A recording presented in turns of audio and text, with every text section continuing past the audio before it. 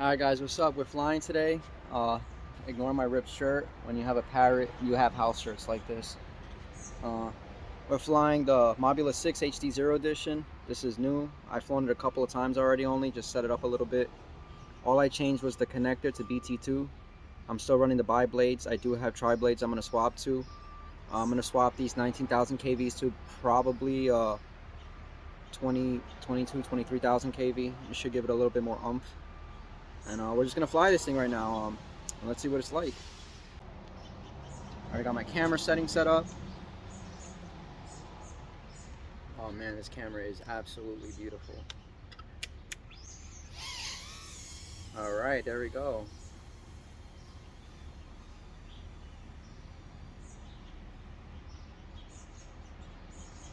Nice.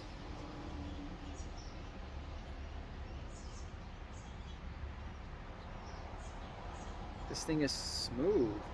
It's definitely underpowered compared to the Mobula 7 on 2S. I can feel it just kind of cruising like this. But man, this thing is, it's just so small, you know what I mean? Like, I mean, I'm not acting like I'm super impressed this very second. Like, that's not what I'm trying to do. Obviously, like, I'm not really doing anything interesting right now. I'm just thinking to myself, like, man, this video quality with this type of size and everything. One thing I can say that I can feel off the bat without actually doing any kind of tricks or anything like that is, man, this thing feels like the world is way bigger than it actually is. Like, I feel like I'm going at everything, and I don't feel like I'm, you know, because it's a lot slower. Right off the bat, I can tell you that it's definitely slower than a Mobula 7 on 2S. I mean, granted, that should be pretty fucking obvious. So everything kind of just feels way bigger. And I would say, like, that feeling of it being underpowered is also just due to the fact that when you're doing a dive, when you're in this thing, it's like you're diving a higher dive than what you actually are. Like, it might be the same amount of feet, but the quad's basically reaching its terminal velocity almost instantly. So you can't, you know, you can't just give it a little bit of throttle to save it from a fall when you do a trick, thinking like, oh, you know, I just went down like 1.5 feet, 2 or 3 feet, you know. You got to give it some throttle when you come out. But once you get used to that, like how much more throttle you need, she is so fun to fly. I don't think she could power loop though. Almost. Maybe on the bi-blades. I mean, maybe on the tri-blades she'll do better.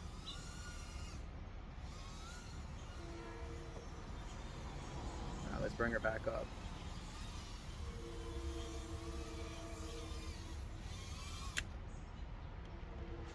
All right, we'll put that battery.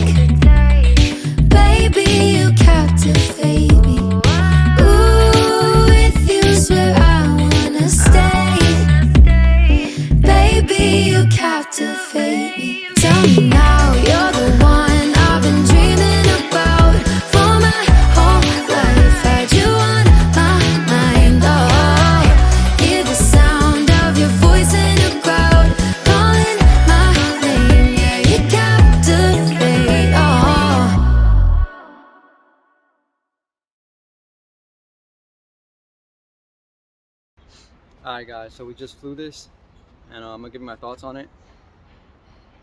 I'm in love, I gotta say. Right off the bat, I'm gonna tell you that if you don't like a feeling of an underpowered quad, you should probably get the Mobula 6. It's just gonna feel way better outside, I'm just being honest. This thing, even full throttle, feels like, am I going anywhere, you know? So you gotta be very aggressive with how you fly this. So I recommend to lower your camera angle a little bit if you're not used to that, because you need that power, but it will give you that speed. You know what I'm saying? Like, you need the torque of the RPMs when you don't necessarily always need the speed of the RPMs. I'm not sure if that makes sense to you guys, but lowering your camera angle allows you to, you know, beat the motors a little bit more, give yourself more lift without necessarily going too fast, you know? What I will say is that this thing is amazing for Scraggle. Like, I love Scraggle. I have these Scraggle videos. It's one of the things I love to do. It's why I love TinyWhoops. I don't really race TinyWhoops. A lot of people think that these things are too heavy, and that's because you're thinking about racing. I'll be the first to tell, not the first, I'll be the next person to tell you that if you really want to race seriously, this isn't really the build for you. While I'm sure like in a spec class it'll be fun, competitively you're just not going to compete with 16-gram race quads, you know. But I kind of feel like some people may be using this kind of incorrectly, you know. Instead of forcing it to do a task it's not going to be the best at, I prefer to use it for what it's good at. And for me, it's the fact that, one, despite 1S quads naturally not being too good in the wind, the heavier bulk of this actually does keep it a little bit more stable than a lighter TinyWhoop. Some people may feel that more than others, so make of that what you will.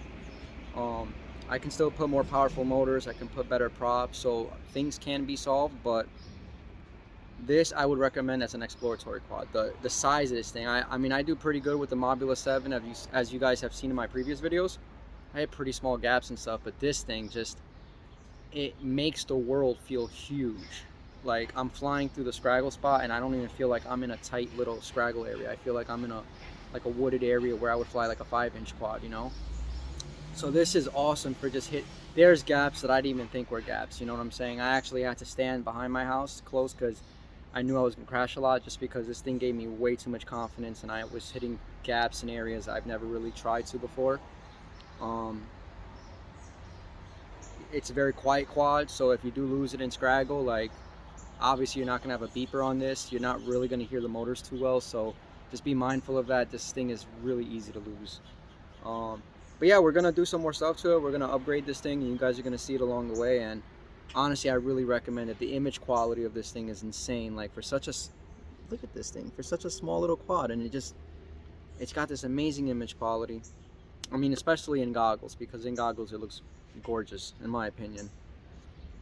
And not much else to say about it. It's just my first time flying it, you know. I don't have any like in-depth shit, any cool tips or tricks, except for the stuff that's already been recommended: tri-blades, higher KV, BT connector. I was running them off to these 300 milliamps Betaflight packs, and yeah, I put about 4 packs through it now, and we're gonna keep ripping it and having fun. And this thing's definitely gonna get a lot of use out of me. I'm fucking loving it.